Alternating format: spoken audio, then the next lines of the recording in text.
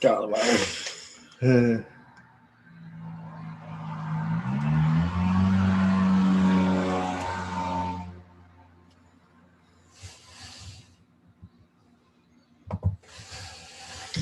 Oh, I guess we're live. Welcome, everybody, to the Just Add Bourbon podcast. I'm Jimmy Don Kerr. I'm Brad Broadus.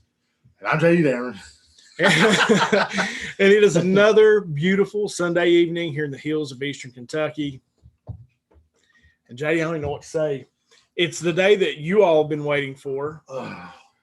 This is the day that JD eats the Carolina Reaper. I have to wear the Biden-Harris shirt. Trump is now JD's president, and Brad's just an asshole who's here to make fun of us. So normally, guys, we're going to do kind of an abbreviated show here because both of us just want to get this over with. So we normally start our show off by talking about the challenge, but this week we are going to go to high school football. Oh, wait, we can't because the game got canceled because there were some kids at the high school, JD, got COVID, or at least one person at the high school got COVID. Now we know that a few teachers have it. And so just as a precautionary, they canceled the game, right? Yeah, we had a couple kids quarantined. We just didn't think it was the responsible thing to do to go ahead with the football game, not knowing, those kids got their test back and make sure they were negative at least. So we decided to cancel the game. And we're going to go forward with our season. Our season's not canceled or anything like that, no craziness. We're going to continue with our season. We hope to reschedule that game. So, yeah, we didn't have a game this weekend, but we did go check out the Prestonsburg Bath County game Friday, and those are district guys for us, and we play Prestonsburg this coming week. And, yeah, it's been a crazy, crazy weekend, man. All this stuff happened on Friday.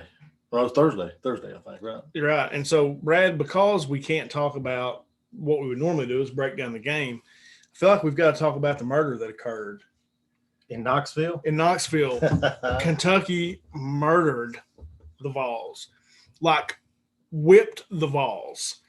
And we hadn't won, JD, in Knoxville since 1984, people. I was 9 years old. I'm 45 now. 1984, and we didn't just beat them. We beat them down. That was a domination, man. Like, Tennessee's offense couldn't get going. How many picks they ended up having? 6, I think, something like that. Wait a bunch. And we smacked them in the mouth, started figuring things out offensively, started really moving the ball. Second half, it's like every week, man, on Facebook, I feel like people are bashing Trump. Or if you don't know, I'm tore up right now. I'm not drunk at all. I'm tore up because I'm about to eat the devil's testicle over here. People on Facebook are always down the stoops, man. They ought to be doing this, ought to be doing that, but having no clue what they're talking about. And, we got to stick by our guy. And our guy, he knows how to win football games. Yeah, he does. And Brad, Terry Wilson's one that he's our quarterback, for those of you that don't know. And Terry Wilson takes a lot of crap too. But explain to the folks watching at home what Terry Wilson has done since he's been the Kentucky quarterback. Well, I think he's 20-something and 4. I think he's lost 4 games. Stupid. I think he'd only lost 2 going into this season. They beat Florida for the first time since 1986 at Florida, and then yesterday beat Tennessee in Knoxville for the first time since 1984, and won a Citrus Bowl. So I think the guys earned the right to have the football for sure. One question I have for you, JD, since you're a defensive guy and a defensive coach, is the difference from the first game or the first 2 games where it looked like the secondary was a little sketchy to now the last 2 games, they look like they got one of the best defenses in the country. I mean, they given up 9 points, had 9 interceptions, a complete flip. Well, how does that happen? Well, what's starting to happen is the guys up front are starting to find their way too. There's getting a lot more pressure on the quarterback. Boogie Watson's, really starting to get after the quarterback a lot. These guys are getting more comfortable in their scheme. They're communicating better. Week by week, you should be getting better. And these guys, you got a coach like, Stoops and the staff he has together. They're going to get better as the season goes. And I knew that would happen, but I didn't expect, honestly, this kind of progression. This has been JD, am I wrong in, I know against Mississippi State last week, we basically played a zone. Keep those guys in front of you, let them dink and dunk all they want, but keep them in front of you. Mm-hmm. And we were rushing with 3.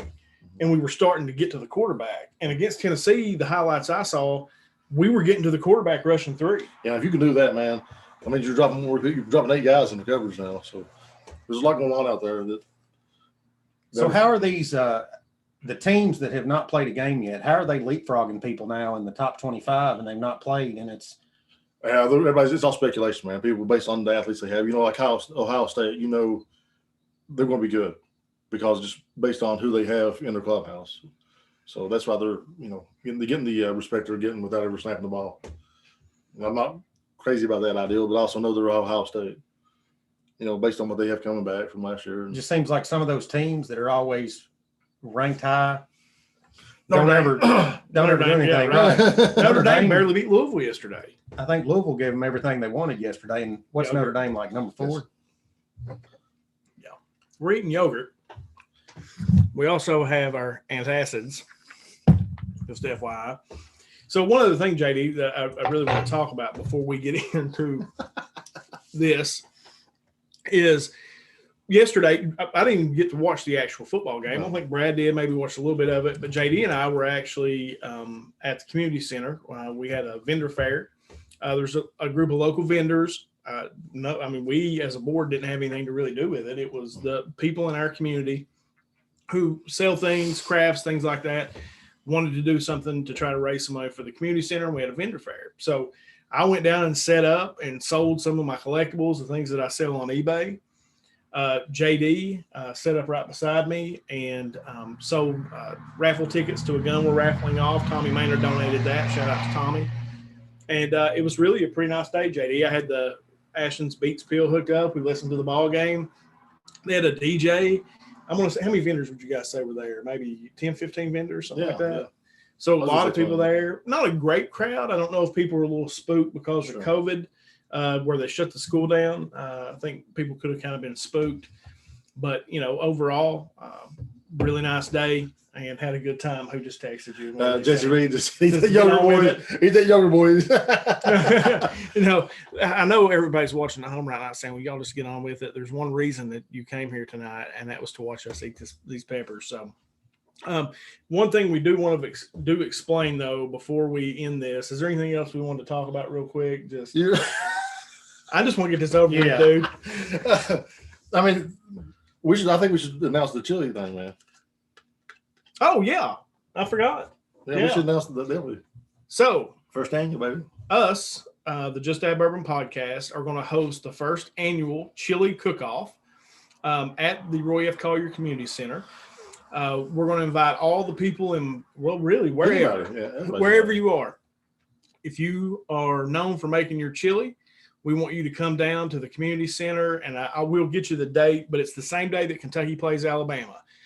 We're going to have a chili cook-off, and we'll release some details. The 3 of us are actually going to judge, and then we will present probably a traveling trophy for the winner to take home. And then we're going to have some other categories too, like, where we live in Eastern Kentucky. It's hunting season right now. If you've got a venison chili that you make, I think we should have a category for that. Hot. No. The hot, though, just can't be hot. Speaking of hot. No, the hot just can't be hot. It's got to taste good, too. Can't be just setting my mouth on fire, no taste. Well, I like gotta have some flavor. Yeah. Was you going to say something? Was you just saying, speaking of hot? No, I'm like the rest of the viewers out here. I want to get to these peppers. Look, this guy hadn't come. He's had to work. Hasn't come on a Sunday in 2 months. But all of a sudden, he doesn't have to work today that we're going to eat these peppers. That's all I'm saying. He's coming over here, and he's been telling me and JD all day, y'all should do this, you should do that, you should do this. And we were like, that's great coming from the guy who don't have to eat the pepper.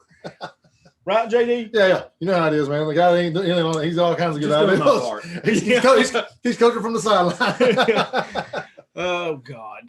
So anyway, we are first ever Just Add Bourbon Chili Cook-Off. We're going to do that at the community center. All proceeds will go to the Roy F. Collier Community Center. And as part of the day, we're going to show the Kentucky-Alabama game on the movie theater screen. So you'll be able to come in, eat some chili, go watch the Cats whoop up on Alabama because that's what's happening now, right? Oh, yeah. You're just teasing, wasn't you? So he's like, I'm just doing it. Let's go. Ain't that mean, man? Look at my face. I'm almost there. I'm almost there. Do you see how red my face is? Oh, yeah. Oh, dude, I'm stressing out. Oh, I'm so nervous for you guys. All right, guys. So give us a few minutes to get set up here. We will be right back, and we're going to eat these peppers. All right. We'll see you here in just a second. Right back.